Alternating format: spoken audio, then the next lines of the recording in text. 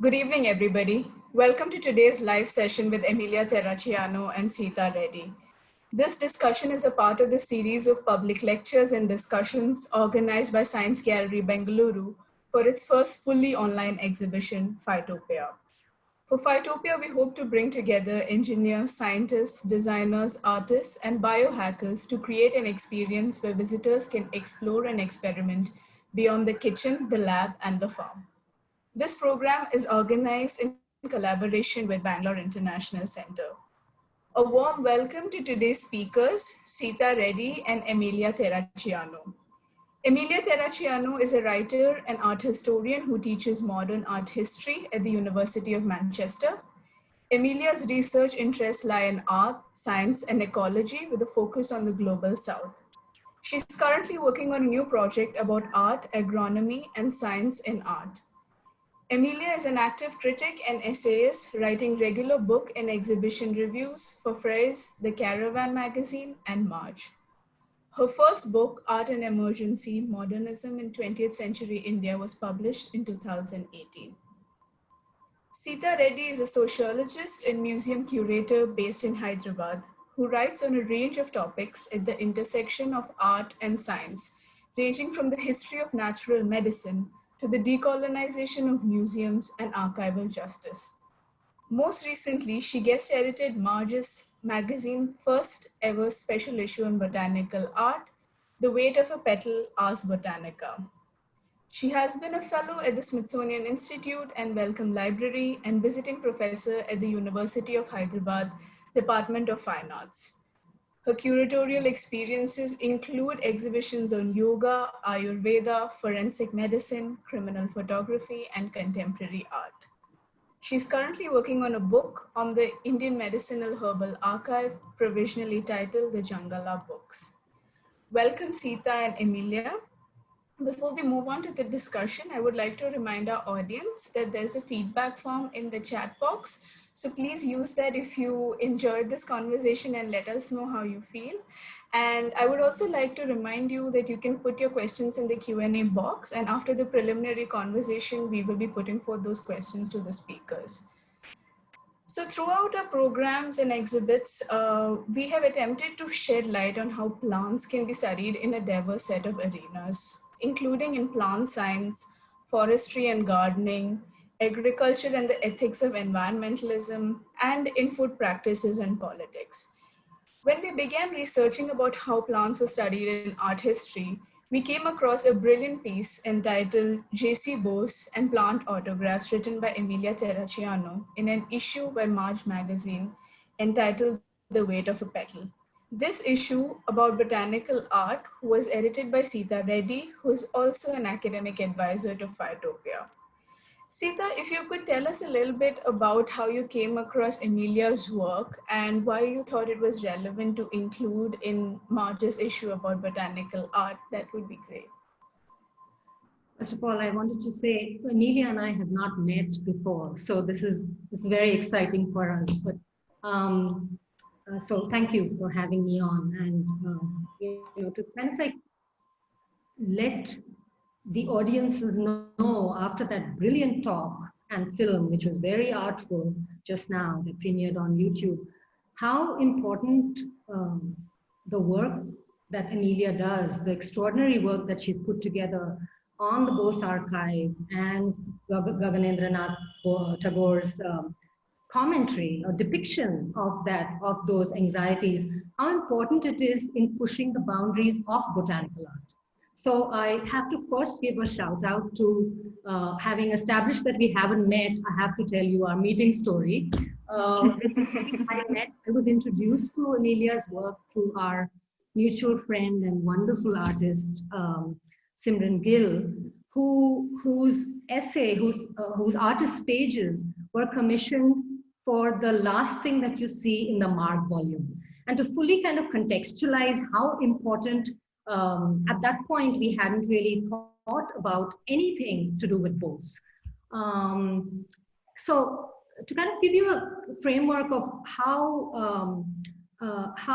let's just say, extraordinary Emilia's art work was, Marg is and a magazine, art magazine, that's been in publication for 72 years, 73 years.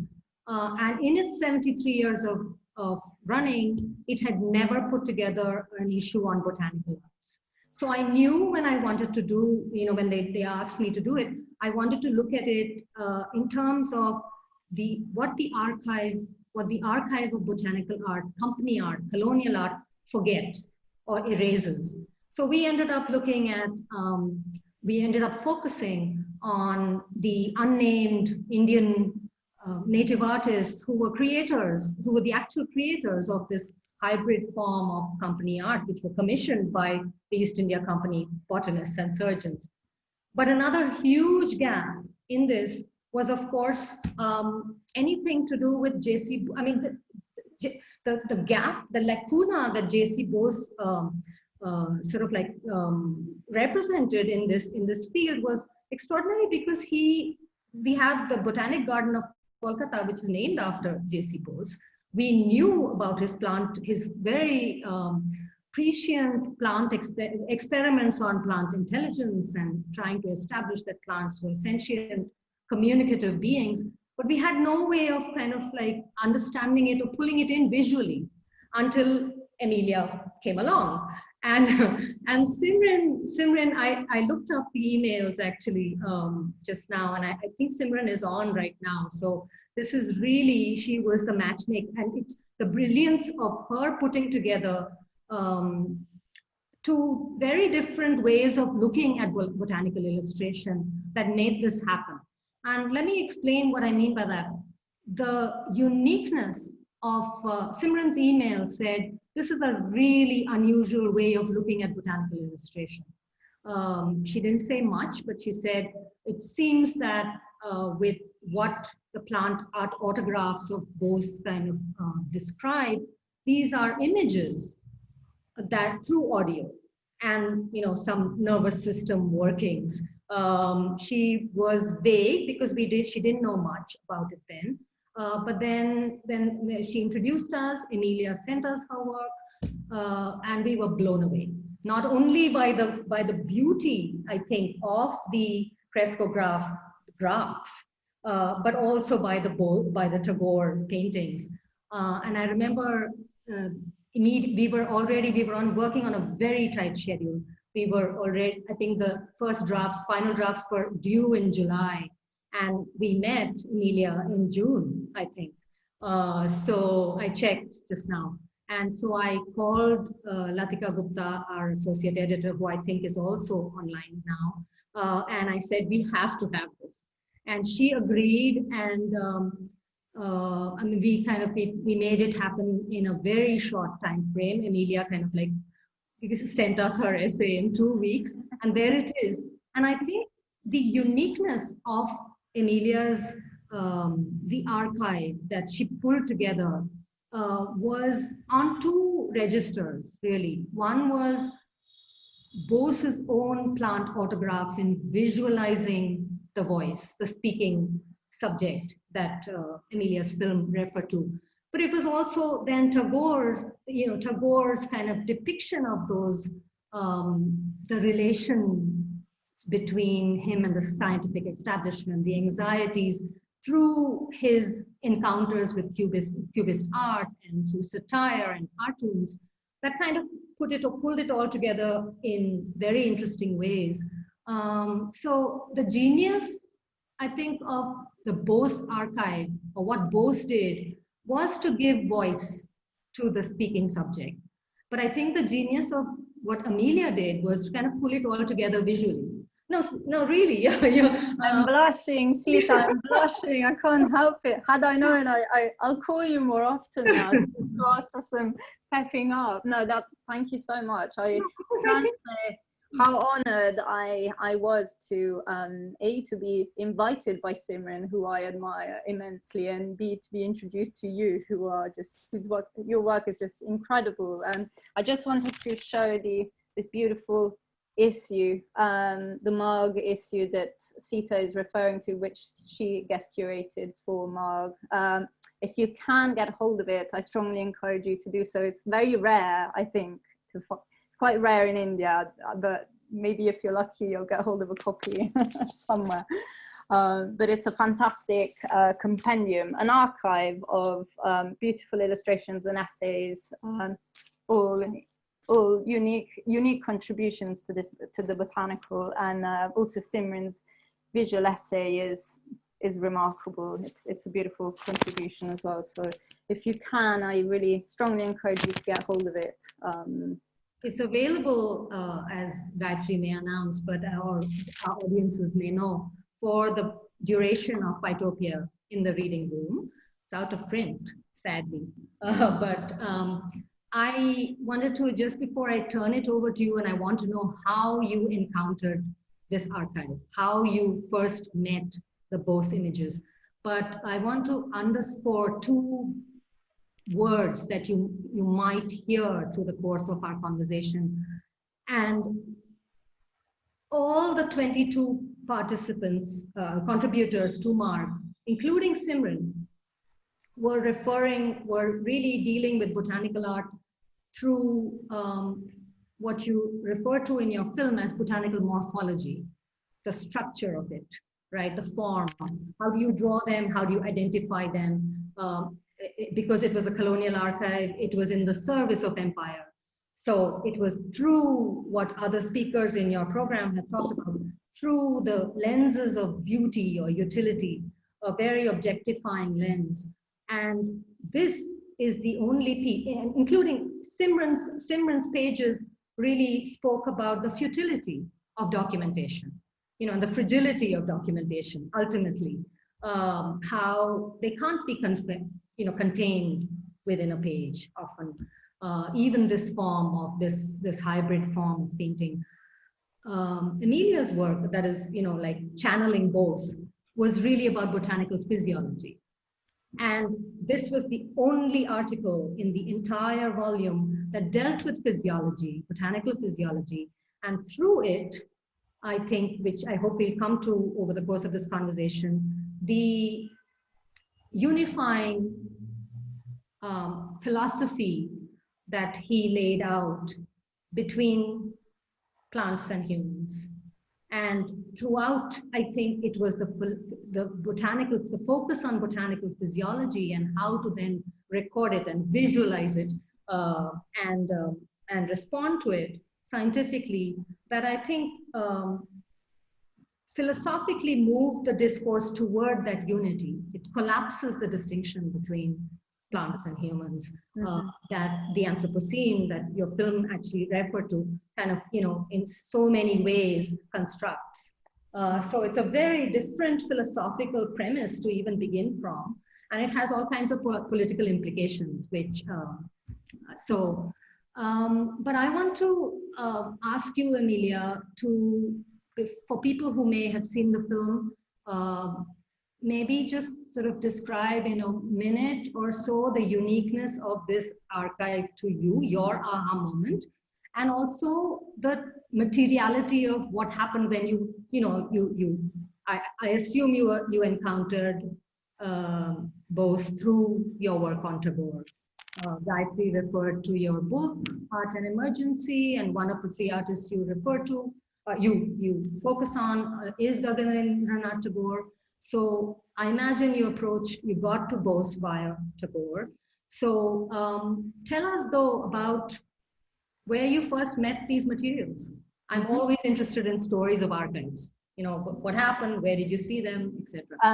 So thank you so much again, Sita, for the wealth of information you've just shared. Again, it's sort of a personal, again, that collapse of a personal professional archive happening in my life, and it happened during my PhD, because during my PhD I was working at the Victoria and Albert Museum with curator Divya Patel, who is a wonderful curator, and she sort of initiated me to the wonderful collections contained at the V&A, which sadly are yet to see the light of day. So they're all in storage, and very few people have encountered these beautiful, I wouldn't call them illustrations, but images by Gaganendranath Tagore. And Divya then subsequently introduced me to Partametta, and an archivist called Tapas Ray, so both were Bengali, and immediately they started to share stories about the remarkable work of Gaganendranath Tagore.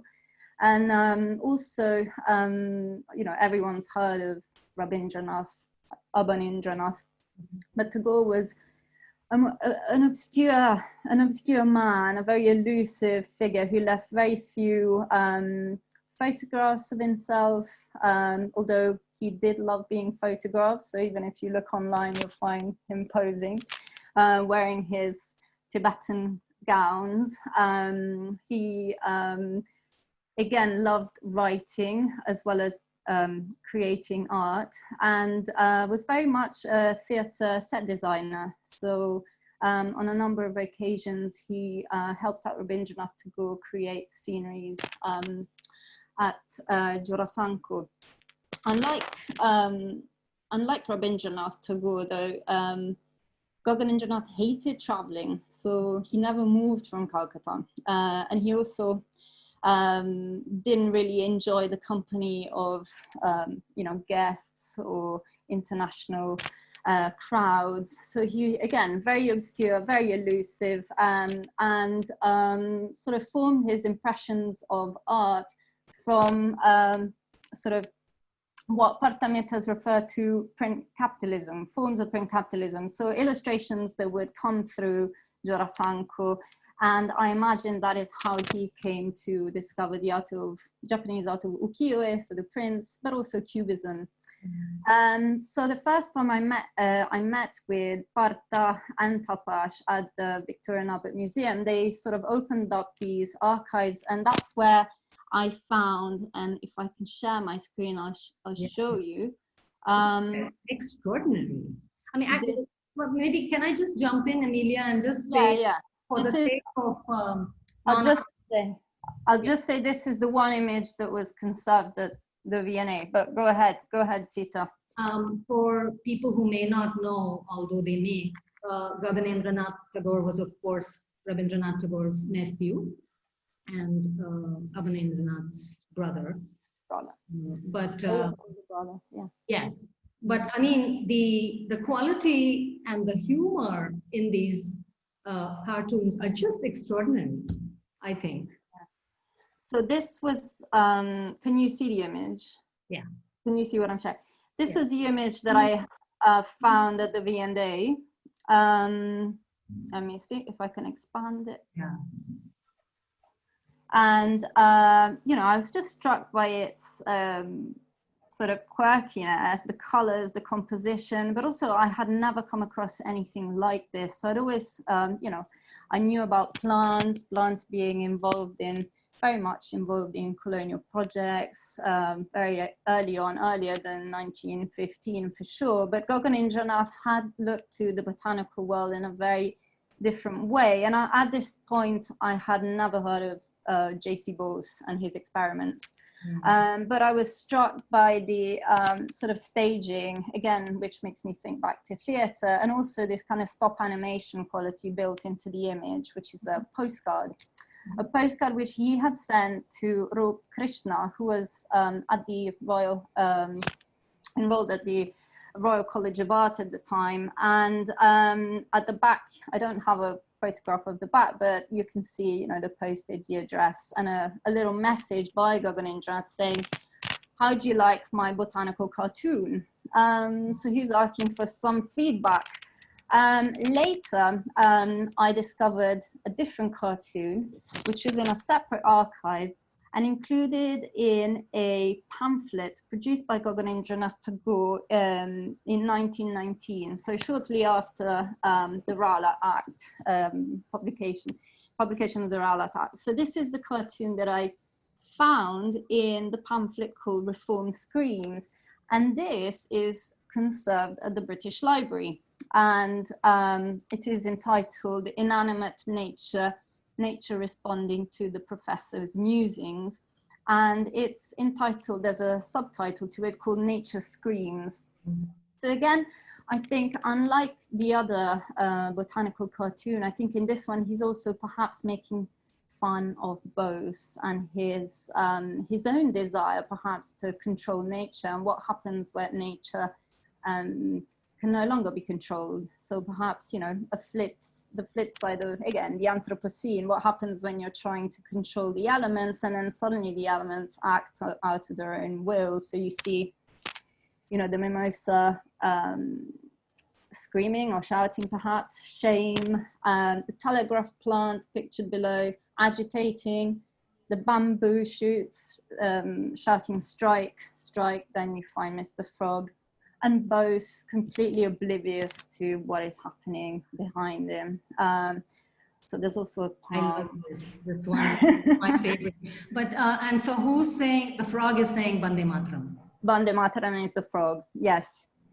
And I also, I don't know, like there's this chant, I don't know if it's a moon or if it's it looks like it could look like a turnip also. So I don't know. There are some strange beings. There's also something at the top wearing monocles in the hiding in the Himalayas. Yeah. I don't know what that is. So some strange beings, which I'm yet to identify. And then obviously the thunderbolt, which, and you know, Bose's third eye. So again, this take on a man who is trying to channel the energies of nature, including electricity, and trying to communicate with the non-living, what he terms the non-living. And I think this is interesting also to think beyond the example of Gaganendranath, and also looking to science fiction. And Jagadish Chandra Bose was a prolific sci-fi writer. And in that story, which we were chatting about earlier on, the Missing One, which is a story about controlling the behavior of a cyclone, which is about to hit and destroy Calcutta. A man pours this can of oil, is it coconut oil? In a bottle, right? In a bottle, and prevents the hurricane, the cyclone, from destroying the city. And again, this is a story about, you know, controlling nature. It's also a story about masculinity, a man who's lost his hair and is at pains to grow it as fast as possible with the help of this Swadeshi magic potion.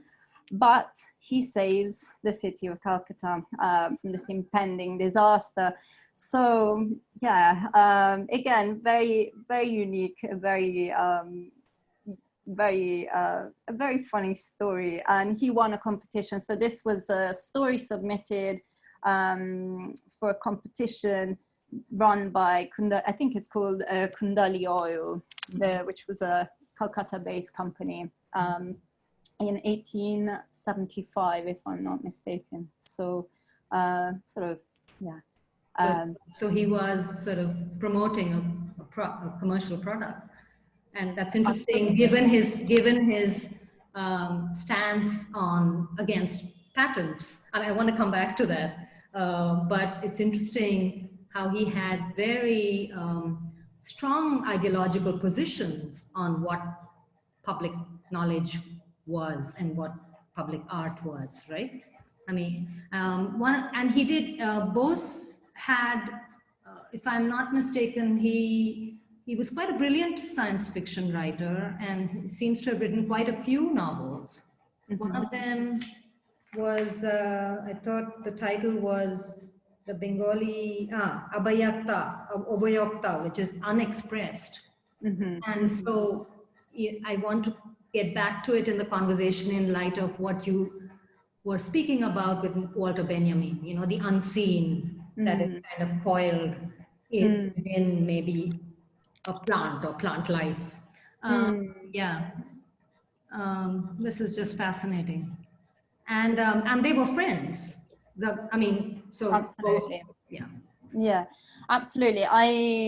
Well, I'm just relying on secondary literature, but from what I understand, Bose did have his moments and had a very tempestuous temperament, and also was a bit, he wrote so much. He wrote so many treatises, many of which were, were never published. And he constantly resubmitted and submitted manuscripts to the Linnean Society, and so that they could be read, they could be published, or even critiqued. But he was so determined and so passionate, and nothing would really obstruct his drive for recognition, which he sadly, I think, never really was able to enjoy during his lifetime. So it's only now that we return to his work and think about it in different ways. But even,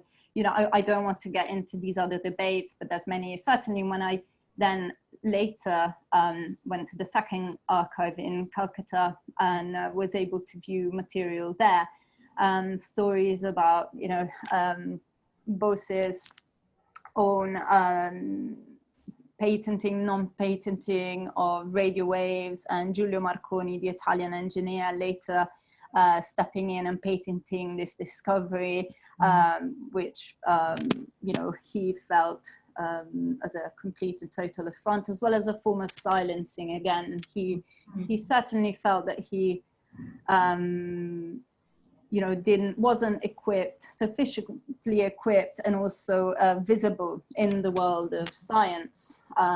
But I think it's just incredible, even when you walk into the Bose Institute, to see all these instruments, because they're all still there, these clockwork instruments which required so much precision also in them, putting them together and making them work. They're really clockwork. They are so minute. And he had sort of, unlike other scientists perhaps working in London, had a different kind of access to technology and materials with which to produce this technology. So even also that, I think, is incredible, because he had no support whatsoever.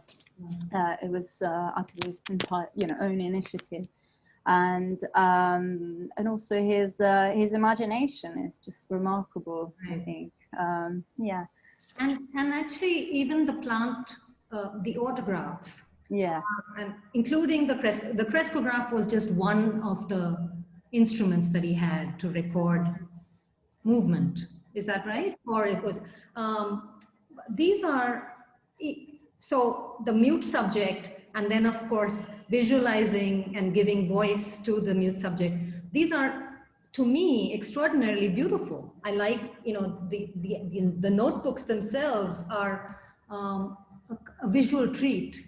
I'm wondering if in the course of, looking at it chronologically, do you see the minute he started recording this material on the crescograph, was there a gap between then rendering in his, in what you read in the secondary literature and, not necessarily in the primary, in the visual archive? Was there a gap then in how to visualize this mute, how to let the plant speak, to truly speak? We were talking about this a little earlier before this talk, but one of the things that struck me, especially in both the Tagore paintings and in what Bose himself writes, is the mute subject as part of oppressed subject in colonial botany. So how much of this is a colonial question? And I mentioned to you, and I wanted to see where you could take this.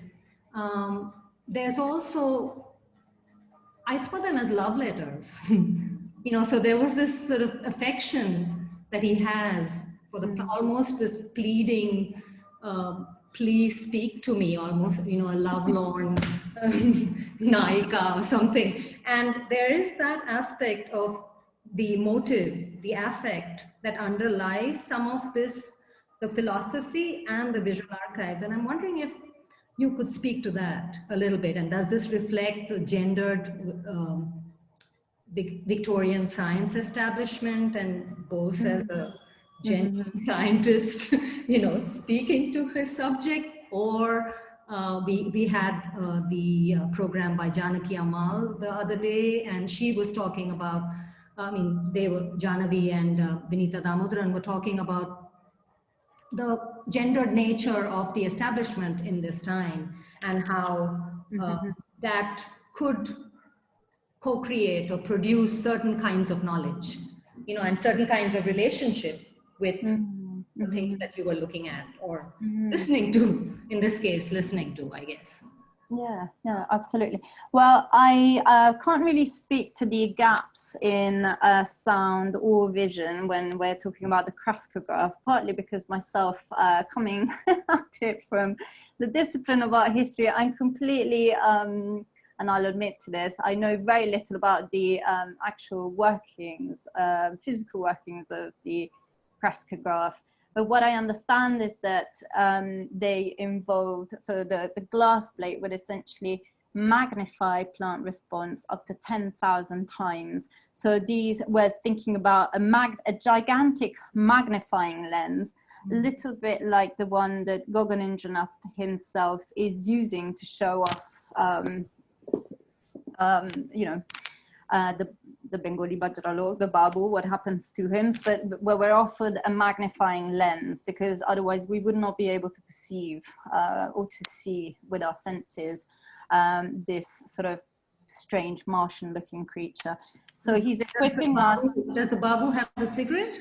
He is. He's smoking. He's smoking. So if you look at him, he's partly dressed in Western attire and partly wrapped in a saffron colored robe, but it's his pointy ears that look a bit suspicious. He's not quite yeah, he's not the enlightened academic fresher coming out of university on his 7th stage.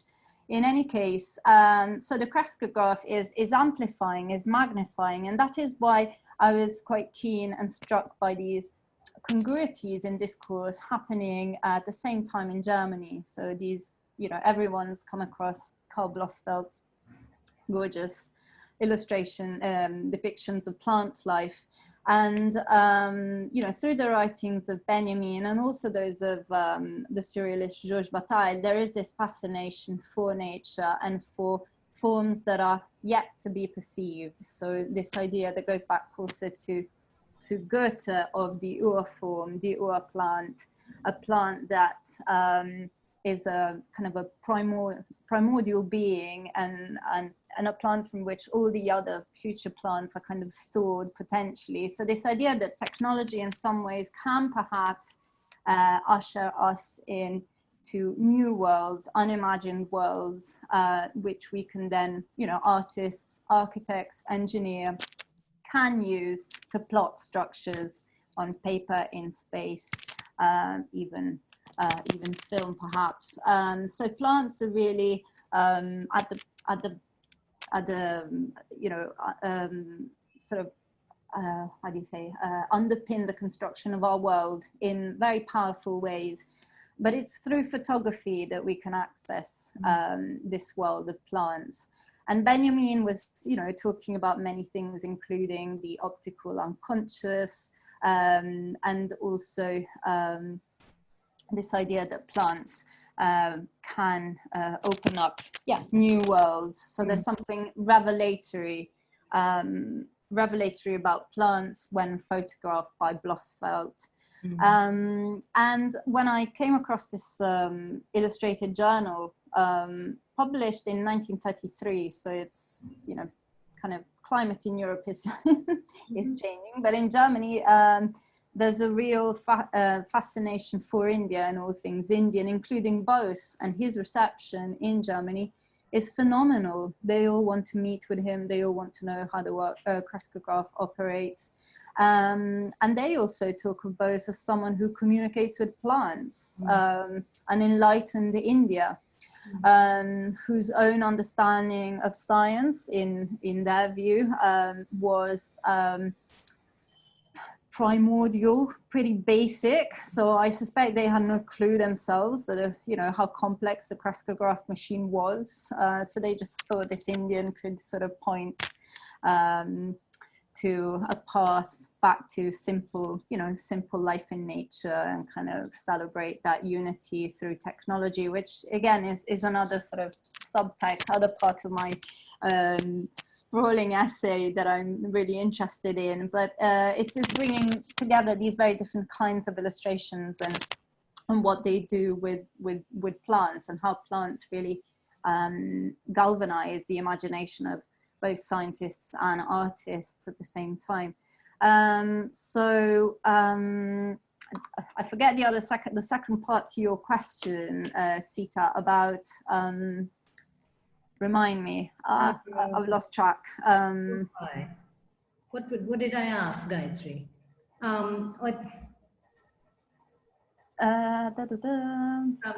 Never mind. But what you said about Germany makes me think of the German forester you mentioned in your book. So moving forward, not just artists and scholars and architects and ways to think about visual culture, but advocates for nature, right? Today, Wohlleben and the Hidden Life of Trees has in some ways become the voice of ways to think about nature as animate, to a large number of people across the world, I would say.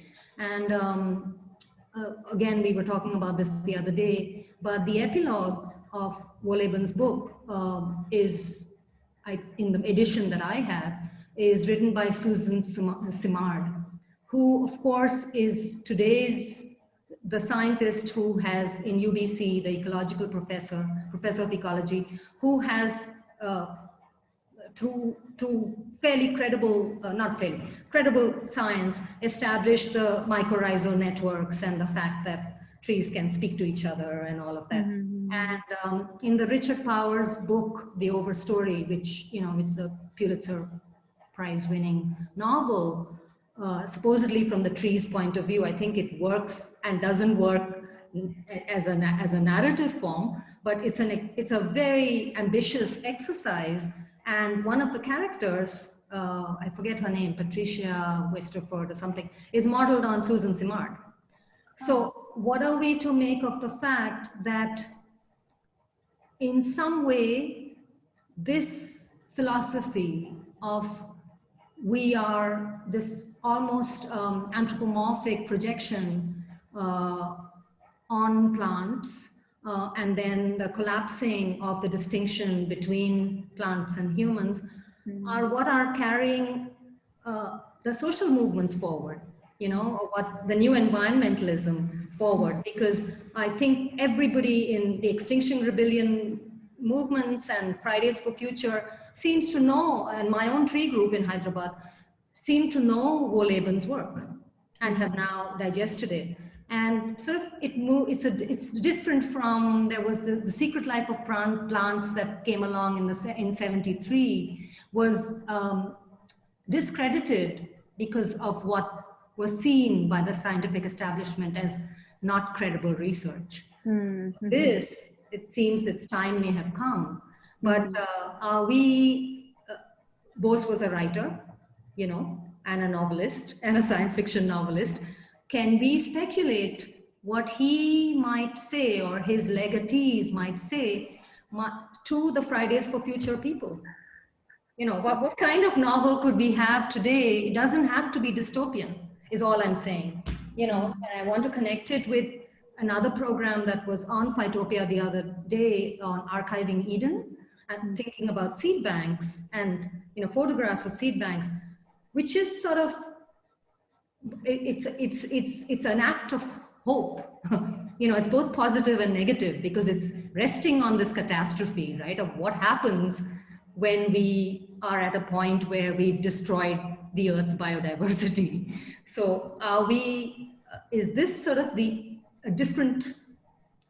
parallel political impulse of saying, it's not an intervention. I was interested to learn that not many, in terms of interventions, nobody's quite sure at the seed banks when these seeds can be, or they've never been actually used in rewilding or reforesting or whatever. So they have been used. The ones in Svalbard, the ones in Svalbard have been reused as a brilliant film by Palestinian artist called Jumana Manna called Wild Relatives.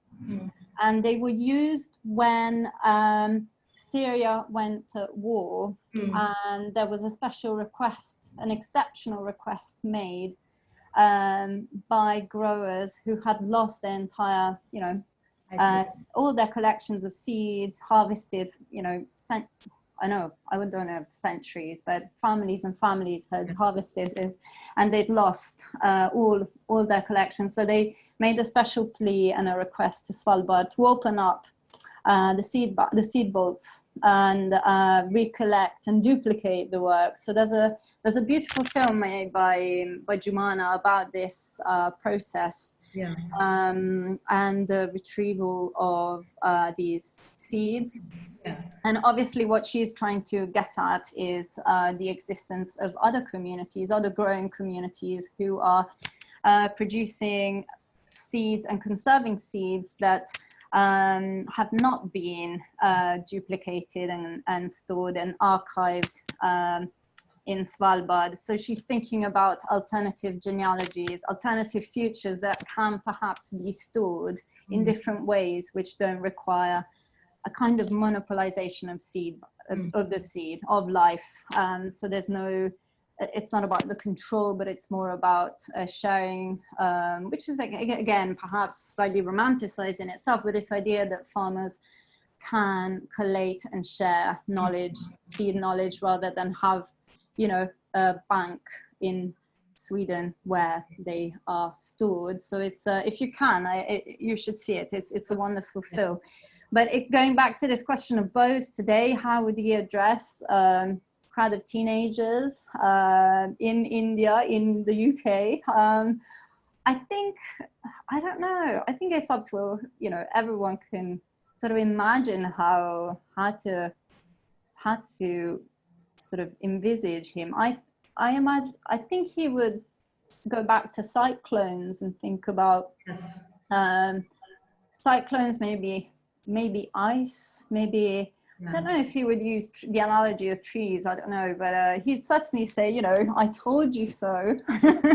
If only you'd listened to me 17 years back. I stand corrected on the usage, the reusage of the seeds, and I'd love to see the film. But I think where I was going with that was that act of preservation that on a global level is an act of hope, but the opposite, it's sort of resting on a precipice. And these, let's say, Wohlleben, and there are a slew of writers who have been talking about Robert, the person who wrote the British nature writer who wrote The Understory. But anyway, there are, you know who I mean. They kind of seem to premise faith rather than hope. I mean, and I say this with tongue firmly in cheek. I'm not being all mystical about this, but I. No, I see what you're saying. It's it makes me think of. I won't go there, but it makes me think of fever, anxiety, as well as hope. But this idea, I think why I mentioned the film, Jumana Manna's film, it's because she's thinking about, yes, all those seeds that we choose to save and preserve, but also all the seeds that we choose to erase in that act of, wanting to save and wanting to store. It's a bit like, Noah's Ark, which is an allegory which has been used in so many different mythologies, but this idea of selecting the seeds, and there's something quite creepy about it, I find, but surely, yes, of course, it's premised on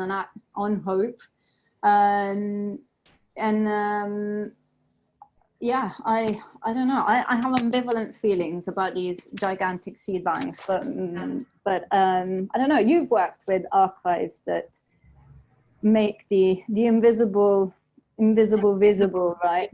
Well, actually, that brings me to one of the items in the reading room is the antenna um, uh, group of is the magazine put out by Giovanni Ale. Aloy, yeah. Right. And he, when he was speaking to the Archiving Eden project, um, was talking about how he was struck between the visible invisible junction, how to make the visible invisible. And I think his book was titled Why Look at Plants, of course referring to John Berger's book of Why Look at Animals. I mean, the title Why Look at Animals. Have we perhaps with Bose's work, with Bose as our guide, perhaps the time has come to think about why listen to plants. And the flip side of plant blindness, which is what you were referring to from the high Victorian establishment of scientific establishment of looking at plants which to our extractive, whether it was extractive industries of empire or today's extractive multinationals, can only be about beauty or utility or strangeness or exoticism or whatever. And maybe one can introduce a new register, plant deafness. Should we be listening to plants in some ways? Anyway, I think there are a number of questions, Gayatri. So yeah. So I didn't want to interject in that fascinating conversation, but we have a couple of questions from the audience. So I think a good sort of lead into what we were discussing before this about Giovanni Aloy's work. There is a question from Arnie who says, how do we think about a decolonial project while also using an anthropomorphic technique that might be considered a colonial impulse for decentering the human or giving voice to nature, plants, animals? So how would you like to address that? I suspect that opening is not available to us as humans. It's a utopian vista that we cannot enjoy. And I like what the question asks, which is also thinking about Bose's own sort of own drive, own perhaps will to power. This idea of, yes, on the one hand, wanting to speak like a gentleman to a plant that had been denied sensitivity, yet on the other hand, also wanting to galvanize it, to electrocute it, to get a response out of this inanimate thing. So it's, going back to Sita's point, is it a love letter? I think it's a tough relationship. It's a difficult relationship. There's a lot of love and potentially a lot of hate as well on both side. I don't know, poor Mimosa, what she might feel about being pulled and pushed apart. But there is certainly a colonial impetus, which is also what has driven the scientific impetus, right? Which is anthropomorphic par excellence. But I think why I ended with this idea of, can you hear her speak? I ended up gendering the plant again. So the plant is again womanized, feminized. But this idea which sort of opened up to me as a possibility was very much during the lockdown days. So this idea that it's possible, if you start listening, you start seeing. Sometimes you don't see at all, you only hear. You only hear a bird. I can't hear trees yet, but I'll work on it. It's about really achieving a kind of a tuning in with nature, maybe closer to what Rabindranath Tagore had in mind of a kind of letting go and an opening up and trying to perceive things in a very different way. I don't know if we can listen in any other way. So that's how I would respond to that question. Sita, what do you think? Yeah, I think that's well answered. I Yeah. mean, one can only speculate for now. But Gayatri, I think there are a whole bunch of Yeah. questions, right? Yeah, so Hasiru B wants to know if there was a sort of miscritique of Donna Haraway somewhere in your lecture. You show her image when talking about the valorization of the animal in the non-human term, but they were hoping that you would probably. But I didn't catch her name. Could you repeat her name? Hasiru. Asiru, thank you so much for that question. Yeah, I'm always sort of reluctant to take on post-humanist, non-humanist writings, but at the same time, I do think that some of the most interesting work surrounding fungi, plants, has come out of feminist debates, particularly thinking about studies surrounding plant intelligence, like Galliano's, who is based in Australia. Yet with someone like Haraway, who has been so sensitive to this question of the mute in nature, she hasn't really picked up on plants at all. So she's, for example, thinking about her dog, her companion. In her most recent book, Troubles with the Cluclocene, she does talk a bit about anemones, I think. But perhaps the most radical of all has been Anna Singh with her book, with her latest book, where she's thinking about mushrooms. So, you know, the mushroom at the end of the world. So, but she's not really, you know, looking at or thinking through things like sentience or intelligence. She's thinking about global networks of capital and things like, you know, economies like the foraging economy and how it might fit not into that global system. So there's no real, you know, harsh critique of Haraway. It's just using her picture with, you know, Haraway posing with her dog, and again exchanging looks. So the main point I was trying to get at is that if a human doesn't exchange a glance with another non-human, then it's rare for that being to qualify as sentient. So plants have no eyes, so we won't relate to them in the same kind of way. So vision seems to be crucial here, but also the, you know, the exchange of looks, of glances. And the primacy of the visual, right? Martin's thesis. Absolutely. So Hasiru also wants to know if you could give us some more details about the date and the place where the Shantiniketan image that you shared that was a part of the lecture. And if you could also reflect a bit more on your description of the Tapovan as an ancient Indian ideal. Oh dear.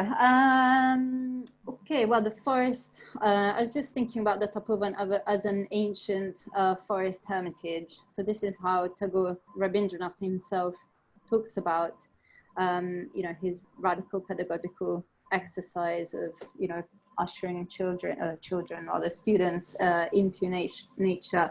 And he refers to Shantiniketan as a forest, to the plains surrounding it. And he's also very aware of how his own project, how Shantiniketan itself has really quite changed the landscape. So how the setting up of a university has also interfered perhaps with the natural landscape. So he describes it as an experiment with the ancient idea of the Tapovan. So I would go back to him and that collection of writings called The Voice of the Forest, which is wonderful, where he does use this expression of achieving a tuning in with nature, which has obviously spiritual connotations, I suspect. And the image was, I'm going to have to look up, I'm not entirely sure as to the date. Sorry about that. I can get back to Gayatri if you like, and if I can unearth that caption. I don't think I have it at hand. I'll check on the PowerPoint that I just pulled out, but I suspect it's undated. Yeah, no, it's not dated. But I can find out. It'll be, you know, early 20th century, 1921 maybe, I guess. Well, something like that. So Arundhati Rai says there's a fantastic connect between listening and hearing and establishing the female gender. Why not the male gender? Well, there is a telegraph plant, but he doesn't have display the same kind of affection towards the telegraph plant, which I imagine in my own gendered way, I imagine as being male. But the Mimosa pudica, again, this goes back to earlier debates which had developed in literary and scientific circles in Victorian Britain. So I'm thinking I wanted to make that connection, which perhaps it's false, I don't know, but I was just struck by these continuities between Mary Shelley writing Frankenstein, Percy Bysshe Shelley writing about the Mimosa, and both thinking about the question of sentience surrounding plants and slaves, which you know, were treated as things which were voiceless and had no access to the legal arena, essentially. So they were deprived of voice and treated as pure commodities. So I think there's a kind of strange equation there being made between the inanimate plants, the vegetal kingdom, and the slave, the human, that can, the non-human that can be trafficked across the Atlantic. So I think that's the connection I wanted to make. And the connection that I wanted to perhaps bring out was that in the writings, you know, with Sir Joseph Banks, Shelley, and even Erasmus Darwin, the mimosa always emerges as a pudic plant, a plant that on some occasions shrinks and covers her genitals, which is a ridiculous thing to, you know,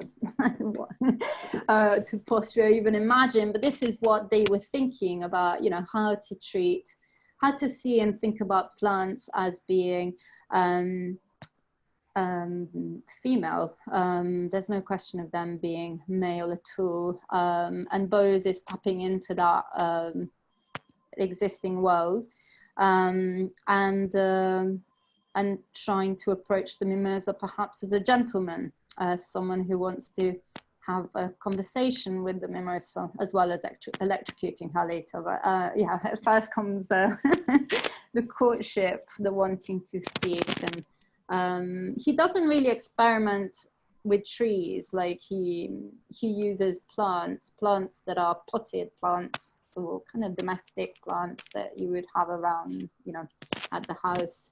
So he's not thinking about oaks or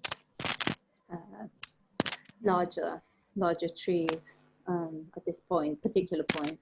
The interesting thing is that the third plant that's usually used to measure movement in plant intelligence studies is the Venus flytrap. So it's sort of like it throws a whole different thing into the which Charles Darwin is drawn to the Venus. And I think holds center stage in the Botanic Garden in Erasmus Darwin's. I think we have yes. We have another question from Hira Nabi, who says, in granting agency to non-human beings, we anthropomorphize them, like plants experiencing shame, for instance. I wonder if in this way we are reducing them to categories only readable by humans. Should we somehow become more plant-like, animal-like, elemental? Stillness being a big part of observing other human beings and trying to understand them, and of observing other beings and trying to understand them and experiencing them. Yeah, I think this question is part really related to the previous one about the degree to which we as humans can comprehend other worlds, other non-human worlds. So I don't know, maybe Sita, would you like to say something. Yeah, I mean, certainly in the case of both, I think that's what Gaganendranath is getting at in the inanimate scream, nature responding to the professor's musings. I think he, as I said before, he's sort of making light fun, gentle fun of Bose and his, you know, desire to control nature, to make nature speak and say what he wants, and nature perhaps not responding in the way that he intends. And Gaganendranath visualizes that as a strike. So essentially what the plants are doing are striking against Bose, right? Their master. It's a bit like his master's voice, like they're turning against him now and they're not doing what he wants. So I think there's perhaps you could pick up and develop a kind of critique there with Gaganendranath and think about the flip side of that situation. So us colonial subjects, you know, living under empire, this is what we are undergoing on a daily basis, but you know, we're doing the same thing to the plants, and certainly Bose is doing the same thing. So that writing, when I just saw those, you know, his handwriting, strike, it made me I don't know, it made me really excited, because I was thinking this is how Gaganendranath is trying to make these plants speak. And also, you know, that part where he talks about Saraswati and Lakshmi always, you know, poised and sitting on a lotus, and the lotus is just saying, I'm fed up with this, enough of you, go away, and you know, and doing their own thing. Also the lotus can do other things. So I think he's just trying to be playful, and how to do that with a still image, very difficult to achieve if you can't animate. Again, this question of animating the dead, the inert image, how do you do it if you can't use language? So yeah. So we have tuning into this webinar Krishna Bose, who is the great grandniece of J.C. Bose. She's now based in Baltimore at the Johns Hopkins University, and she wanted to know whether there would be a link to the Marge issue, but I just want to tell everyone who's tuned in that we have displayed the weight of the petal Ars Botanica in our reading room, and you can find it there, and the exhibition is on until 30th. So that Marge issue, which Sita has edited and Amelia has contributed her piece to, would be available in the reading room.